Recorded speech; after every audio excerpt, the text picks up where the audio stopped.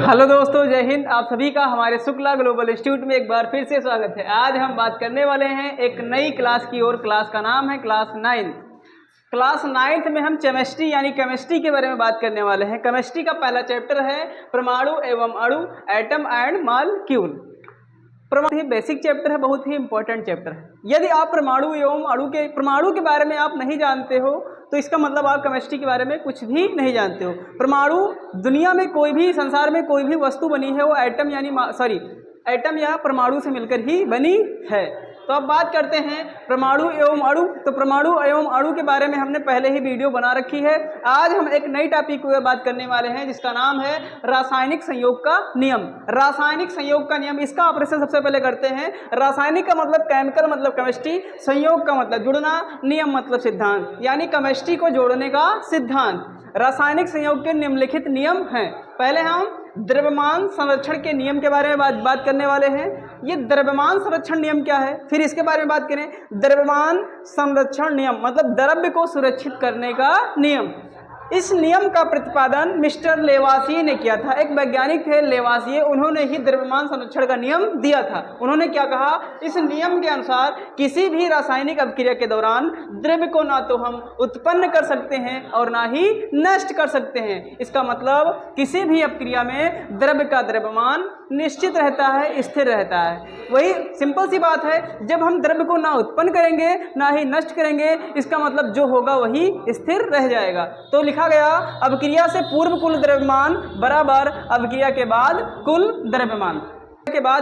द्रव्यमान इसे ही द्रव्यमान संरक्षण का नियम कहते हैं। अब भैया इसके बारे में हम चर्चा करते हैं।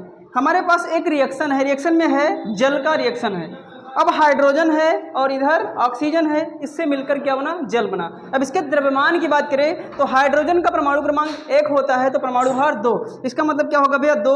और ऑक्सीजन का परमाणु क्रमांक 8, परमाणु भार 16। इसका मतलब क्या हो जाएगा भैया 16। गिब्स के उस पार जाते हैं, इधर 16 2 18 तो उधर भी 18 होना चाहिए। इसका मतलब हाइड्रोजन का 1 तो 2 का 2 हो गया।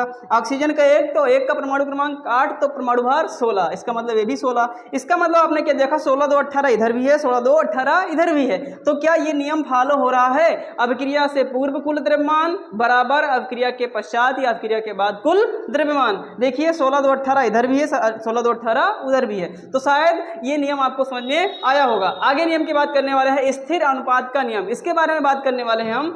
स्थिर का मतलब कोई चीज स्थिर हो, अनुपात का नियम मतलब कोई चीज निश्चित हो और उसका अनुपात ही स्थिर अनुपात या निश्चित अनुपात का नियम कहलाता है। इस नियम का प्रतिपादन प्राउस्टर ने किया था। एक वैज्ञानिक हुआ करते थे प्राउस्टर, उन्होंने ही स्थिर या निश्चित अनुपात के नियम को दिया था। इस नियम के अनुसार किसी भी अभिक्रिया में यौगिकों तथा तत्वों की मात्राओं का अनुपात सदैव नियत या सदैव स्थिर, सदैव निश्चित रहता है। दोबारा एक बार बताएं, किसी भी अभिक्रिया में यौगिकों तथा तत्वों के मात्राओं का अनुपात सदैव नियत रहता है। जैसे फॉर एग्जाम्पल की बात करें तो जल में हाइड्रोजन व ऑक्सीजन का अनुपात सदैव 2:1 ही रहेगा।